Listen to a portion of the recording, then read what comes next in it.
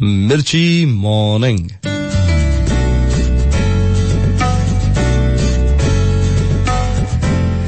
ચાલો આજે એક પ્રયોગ કરીએ. 100 લોકોને એમની અંતિમ ઘડીએ એવું પૂછવામાં આવે કે અફસોસ છે, જીવન પૂરું થયું, એનો કોઈ અફસોસ રહી ગયો ખરો, એની રિગ્રેટ? તો કેવા જવાબ મળે? પ્રયોગના ભાગરૂપે આપણે ખાલી વિચારીએ કે માન લો કે એક સાથે 100 લોકોને આવું પૂછીએ કે તમને લાઈફમાં કોઈ અફસોસ રહી ગયો? મૃત્યુ પહેલા તમને આ સવાલ પૂછવામાં આવે તો તમે શું જવાબ આપો? ડિનાયલ, ફિયર, એંગર, પશ્ચાતાપ. છેલ્લો શ્વાસ લેતા પહેલા તો અલગ અલગ લાગણીઓમાંથી પસાર થતો હોય છે માણસ.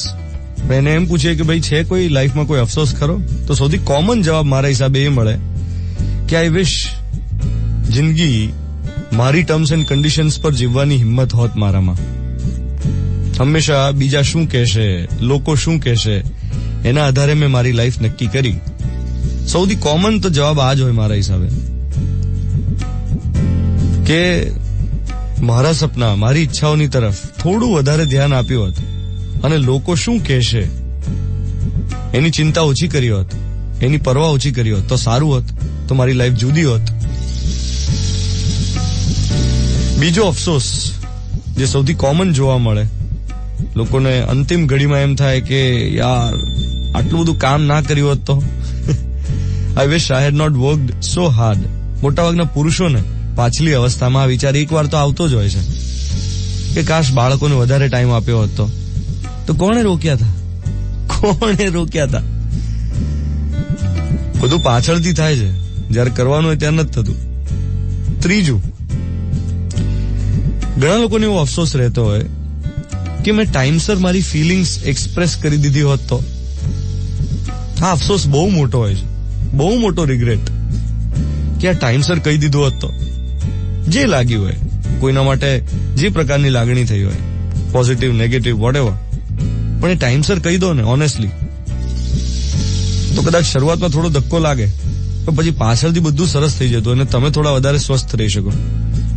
પણ જો ટાઈમસર ફિલિંગ્સ એક્સપ્રેસ ના થઈ હોય, ઓ બાપરે, અંદર ને અંદર દબાયેલી રહી હોય, પછી એ તમને અને તમારી આસપાસના વાતાવરણને કલુષિત કરે જ. એટલે મોટાભાગના લોકોને અફસોસ રહેતો હોય છે જિંદગીના અંતિમ ચરણમાં કે આ ટાઈમસર મારે કહી દેવાનું હતું જે કહેવાનું હોય. પછી એક બીજો અફસોસ હોય છે કે હું મારા મિત્રોના ટચમાં બહુ ન રહી શક્યો અથવા ન રહી શકી. ઘણા બધા લોકોને પાછળથી એમ થતું હોય કે યાર મારા આ કોલેજના આ ફ્રેન્ડ હતા, મારી કરિયરના શરૂઆતમાં પેલા ફ્રેન્ડ્સ હતા, હવે એમના ટચમાં રહી શકાય એવી પોસિબિલિટી હતી પણ એ વખતે I did not choose to be in touch with them. મારે એમની સાથે થોડો વધારે ખુશીવાળો સમય વ્યતીત કરવો હતો. અને એક કોમન રિગ્રેટ એ પણ હોય જિંદગીના અંતે કે ખુશ રહી શકાય એવા ઘણા બધા શોખ હતા જે કેળવ્યા નહીં. એટલે તો કોણ રોકે છે? આપણને કોઈ રોકતું નથી આપણે જે કરવું હોય એ કરવામાં. આપણે જ આપણી જાતને રોકીએ છીએ.